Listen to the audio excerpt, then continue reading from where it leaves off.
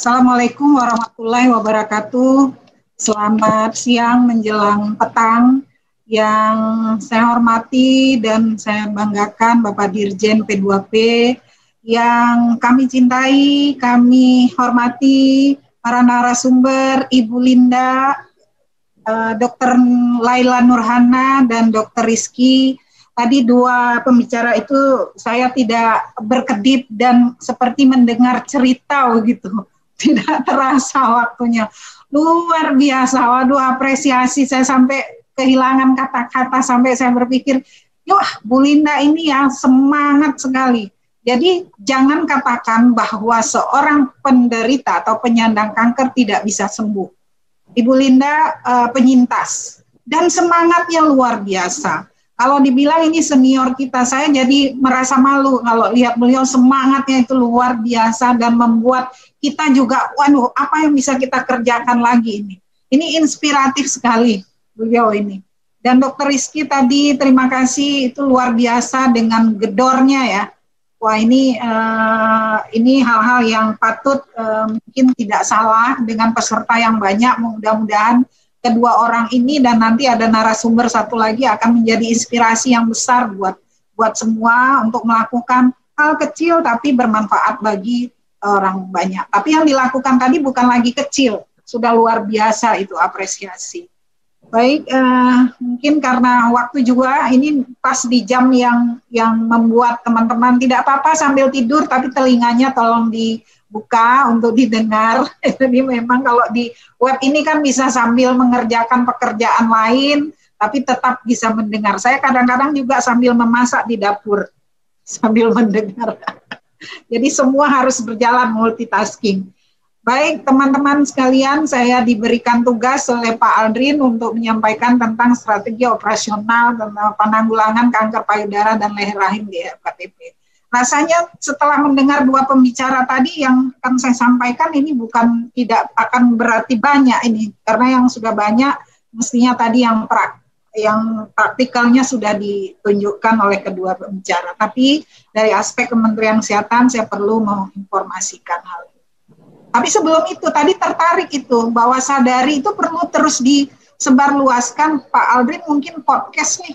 Kita sekarang membuat, karena sekarang eranya digitalisasi nih, Bu Linda, kita mempersiapkan podcast yang sasarannya lebih usia produktif untuk ini. Kalau bisa nanti dikerjasamakan, yang bicara biar aja dari YKPI, kita memfasilitasi podcastnya itu. Jadi bagaimana sederhana aja. Jadi boleh disasar yang organisasi perempuan dulu nih, Pak Aldrin tadi. Karena apa? Organisasi perempuan ini dia punya cabang, cascading-nya sampai ke kabupaten, kota, bahkan sampai kecamatan. Nah, kemudian kedua, perempuan itu menteri, segala menteri di rumah, menteri dalam negeri, menteri keuangan, ini semua akan diikuti. Yang paling menjadi penggerak di rumah itu adalah perempuan. Nah, ini apalagi terkait dengan faktor resiko dari kanker payudara maupun kanker leher rahim. Baik, saya coba izinkan saya untuk memberikan beberapa informasi. Secara sistematika nanti saya akan menyampaikan ada beberapa data kanker yang tadi juga sudah diperlihatkan oleh Bu Linda, strategi operasional, screening, deteksi dini, tantangan, dan penutup. Nah, memang kanker ini the world most deadly disease. Jadi menurut International Agency for Research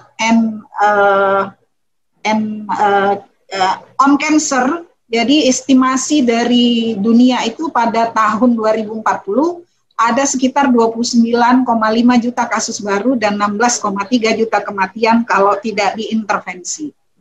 Nah, kemudian ini kira-kira demikian kalau dilihat dari grafiknya, dikatakan setiap 1,1 detik itu satu orang terdiagnosis kanker. Dan setiap 2 detik ada yang meninggal karena kanker. 70% ini terjadi di negara low middle income countries. Kemudian kita lihat data di Indonesia berdasarkan Globocare, jadi global Global Burden Cancer 2018 dikatakan memang betul tadi yang dikatakan Bu Linda, breast masih yang tertinggi, kemudian cervix, kemudian kanker paru, lalu kolorektum, liver, dan selanjutnya. Nah, total populasi saat ini tahun 2018 itu 266 juta jiwa. Kasus baru itu di antara 348.000, hampir 350.000 pada tahun 2018. Mudah-mudahan ya, saya berharap adalah sedikit penurunan walaupun itu hanya mimpi mungkin, tapi kita berharap banyak. Kemudian jumlah kematian itu 207, ini hampir balapan dengan timbulnya kasus baru. Kemudian ini prevalensinya juga cukup tinggi, hampir 775. Kita lihat di 2018 pada perempuan di semua usia itu kanker payudara memang yang tertinggi. Kemudian serviks, ovarium, kolorektum, tiroid, dan penyakit lain. Untuk yang pria itu yang pertama kanker paru, kemudian kolorektum, liver, nasofaring, prostat, dan lain sebagainya. Nah, jadi kalau dilihat antara keduanya, yang tertinggi antara pria dan wanita masih breast cancer. Ini sangat memprihatinkan kita memang. Kemudian kedua, kanker serviks, baru kanker paru. Nah, beban kanker untuk tahun 2018-2040 ini estimasi proyeksi dari kasus baru dan kematian akibat kanker di Indonesia akan terjadi seperti demikian. Ini yang harus menjadi perhatian kita semua, terutama sebenarnya penyakit ini adalah penyakit yang bisa dicegah. Jadi 60% dikatakan sangat mungkin untuk dicegah. Kalau dilihat dari tingkat terbanyak, 10 penyakit terbanyak ini per 26 kabupaten kota di Indonesia masih juga, ini maaf ya, karena begitu slide dipindahkan ke laptop yang lain langsung dia mengacak. Jadi saya sudah tidak sempat memperbaiki. Ini masih di wanita, kanker payudara, di laki-laki itu trakea, bronkus, paru juga nomor 1. Jadi memang ini betul-betul harus menjadi keseriusan kita untuk melakukan upaya-upaya pencegahan maupun pengendalian. Nah, 70% betul dikatakan Bu Linda tadi datang dalam keadaan stadium lanjut atau sudah terlambat. Nah, kanker pada perempuan terbanyak di Indonesia tentu 2 ini, breast cancer, leher rahim. Ini yang payudara hampir 2 kali lipat dari kanker serviks, dan diestimasi hingga 2040 demikian angkanya. Mudah-mudahan dengan adanya sekian ribu peserta yang hadir hari ini bisa melakukan upaya-upaya kecil yang 2040 angka ini kita harapkan bisa berubah. Cakupan deteksi dini berdasarkan sumber data di Direktorat P2PTM yang kita peroleh dari 34 provinsi, yang memang saya berharap angka-angka ini adalah angka-angka underreporting. Jadi belum semua yang terlaporkan. Jadi kalau dilihat memang masih kecil sekali, dari total pemeriksaan 118.244, itu yang total IVA positif adalah 1.246, jadi hampir 1% ya, ini hampir 1%. Kemudian kalau dilihat dari biaya, ini kanker, aduh ini meloncat, mohon maaf ini karena pindah komputer, jadi bentuknya juga ikut berubah. Sebentar. Ya. Ini harusnya yang merah lingkaran ini adanya di kanker, ini rapat sekali. Tapi ingin saya menunjukkan bahwa pembiayaan kanker sampai 2018 itu adalah masih nomor 3 dari keseluruhan pembiayaan penyakit yang ada di Jaminan Kesehatan Nasional. Bahkan 2019 ini angkanya sudah cukup tinggi, naik menjadi 3,5 triliun. Kalau di tahun 2018 itu 2,7 triliun. Mohon maaf ini slide-nya tumpuk-tumpuk ya. Jadi strateginya bagaimana? Kembali lagi kepada yang sering kami sampaikan melalui webinar sebelumnya, bahwa strateginya adalah bagaimana menjaga orang sehat tetap sehat dengan menerapkan perilaku sehat. Kemudian populasi yang berisiko harus merubah perilakunya agar bisa hindari faktor resiko. Lalu untuk mereka ini harus dilakukan screening. Jadi screening berkala, screening faktor risiko harus tetap dilakukan meskipun di masa pandemi ini. Kenapa? Karena ternyata penyakit tidak menular ini tadi saya sebut juga adalah merupakan komorbid dari COVID-19.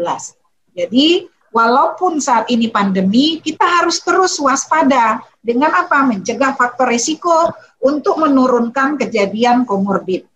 Nah, kemudian untuk penyandang sendiri ya harus berobat sesuai dengan instruksi atau arahan dari dokternya. Mengapa perlu screening?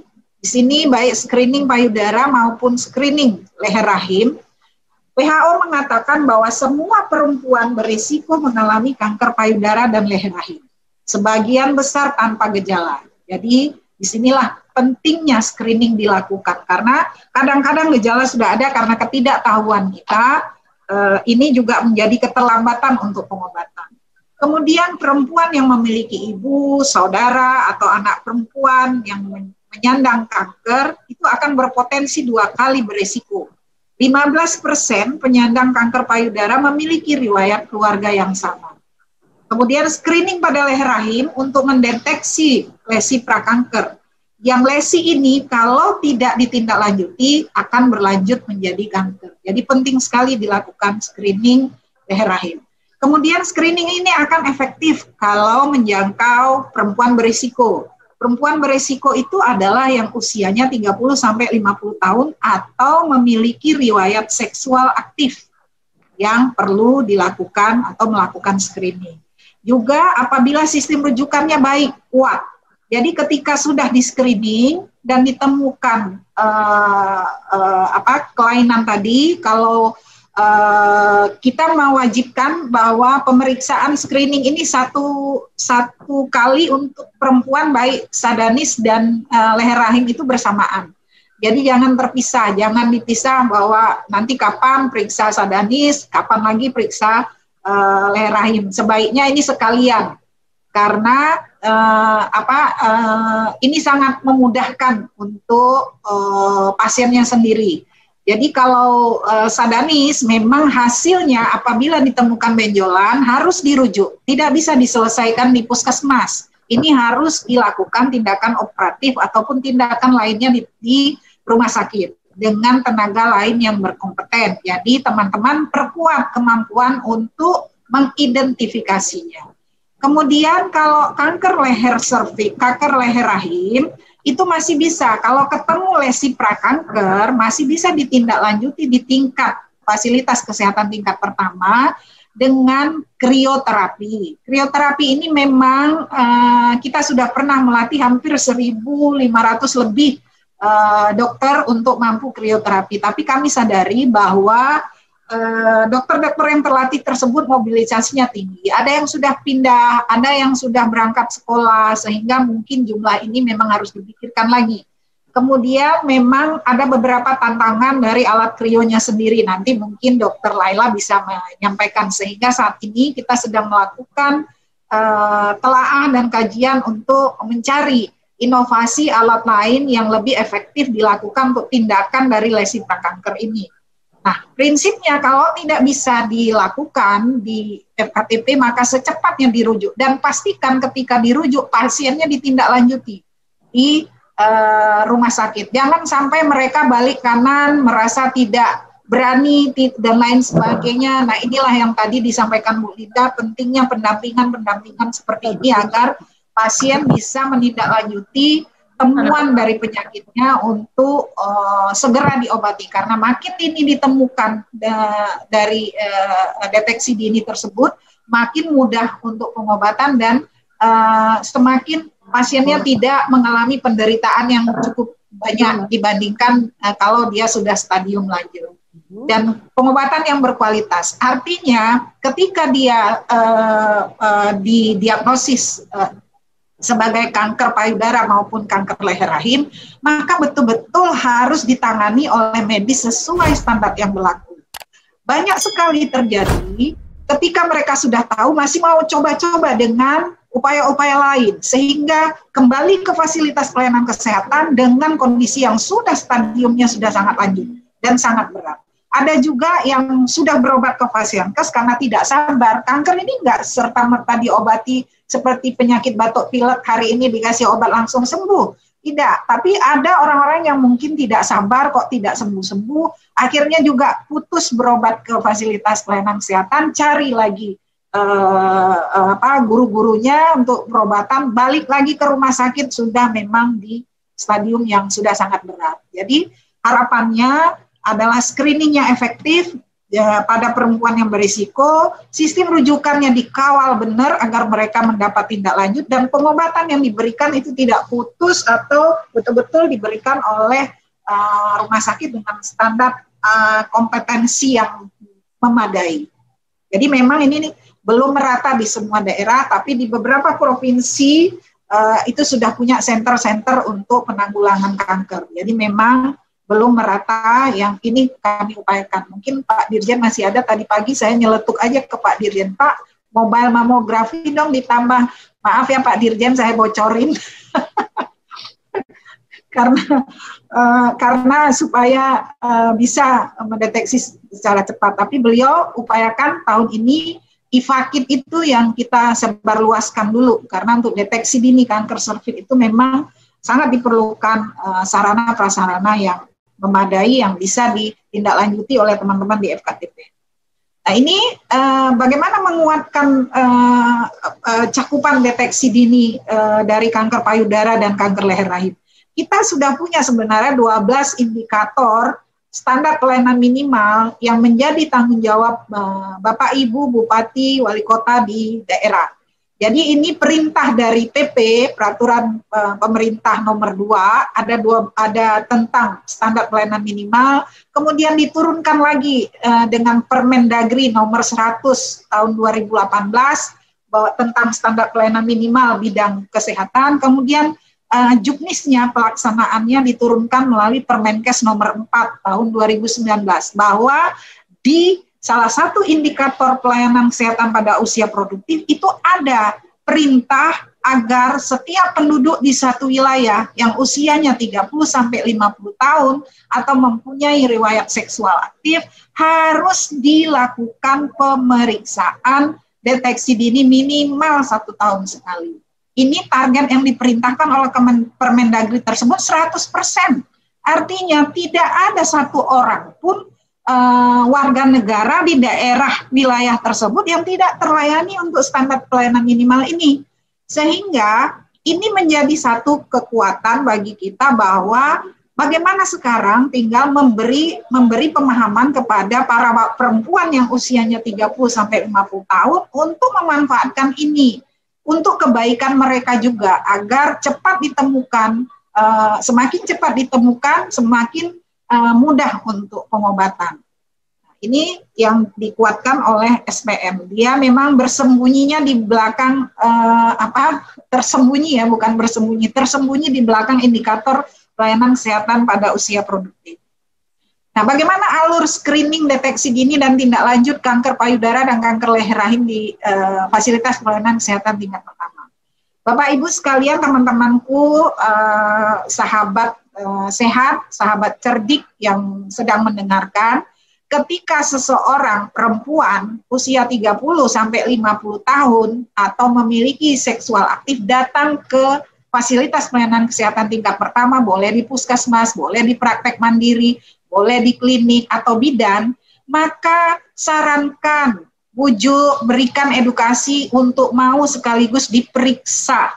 Nah, kalau dia datang karena penyakit lain, umpamanya pemeriksaan umum, dia batuk pilek, atau dia mau berobat telinga atau apa, tapi masuk dalam kriteria ini, bujuk, ajak dia untuk juga sekaligus diperiksa IFA ataupun sadanis. Jadi kalau dia periksa umum, diobati dulu, kalau dia memang harus ke tingkat lanjut, dirujuk. Tapi pada saat yang sama, dibujuk, diberikan pemahaman agar mereka mau melakukan pemeriksaan IFA tes, kemudian sekaligus sadanis. Nah ini, meskipun dia misalnya hanya mengantar adiknya atau mengantar anaknya datang, jadi sekaligus diberikan ditangkap istilahnya dalam tanda positif, maksudnya dibujuk, dibawa ke ruang bidan tadi oleh teman-teman nakes untuk mau dilakukan ini. Jadi kalau dia nanti pemeriksaan IFA-nya ternyata positif, kalau di puskesmas tersebut ada krioterapi dengan tenaga terlatih, lakukan. Tapi kalau tidak, segera rujuk ke rumah sakit dan pesankan betul-betul dia harus datang ke rumah sakit untuk menindaklanjuti kecurigaan kita terhadap lesi prakankernya. Namun kalau dia negatif, ini disarankan ulang pada tahun berikutnya, karena tidak cukup satu kali. Kalau talasemi itu bisa diperiksa satu kali dan menunjukkan dia pembawa sifat. Tapi kalau untuk kanker serviks, kanker payudara harus diulang minimal 1 tahun sekali. Nah, kemudian untuk sadanis, periksa payudara secara klinis. Ini kalau ketemu positif, tidak bisa dilakukan, ditindaklanjuti di FKTP. Memang harus dirujuk. Tapi minimal kita sudah melakukan screening, penapisan, temuan dari awal. Nah, kemudian kalau dia tidak ada apapun yang ditemukan di sadanis, berikan informasi agar diulang pada tahun berikutnya. Inilah yang teman-teman perlu lakukan di FKTP. Nah, kemudian ada kemarin polemik tentang pembiayaan screening leher rahim. Jadi memang ada Permenkes nomor 52 tahun 2016, pemeriksaan IFA itu dibiayai 25.000 untuk 1 kali tindakan. Kemudian krio 150.000 untuk 1 kali tindakan. Tapi kemudian tahun 2019 keluarlah Perka BPJS yang menyatakan bahwa screening yang digerakkan pengerahan yang bersifat pengerahan massa terorganisir tidak dijamin oleh BPJS. Ini jangan meresahkan teman-teman sekalian. Karena apa? Jadi memang kalau untuk bakti sosial dan lain sebagainya memang harus cari biaya sendiri, sponsorship untuk 25.000 per orang untuk melakukan screening. Tapi tidak apa-apa ketika mereka datang ke puskesmas untuk periksa secara mandiri, nggak masalah, itu dibiayai. Tapi yang penting BPJS tidak mau ketika dia bentuknya banyak, misal kita mau screening 500 orang, nah 500 itu pada saat yang sama kita minta dibiayai oleh BPJS tidak mau. Tapi kalau yang datang sendirian, datang biasa, berobat biasa ke puskesmas itu akan dibiayai. Karena ini hanya untuk pernyataan pengerahan massa. Jadi yang sifatnya UKM mereka menganggap itu bukan kewajiban mereka untuk membiayai. Tantangannya apa? Sekitar 60% kanker datang berobat pada stadium 3-4, 70 lah, tadi sudah ada, 3-4. Inilah faktor yang memang menjadi masalah di kita di Indonesia saat ini. Jadi kita harus berikan informasi, edukasi, begitu ditemukan jangan lagi terapi-terapi lain di luar mekanisme medik. Karena saat ini memang medis itu masih menjadi terapi konvensional yang disarankan.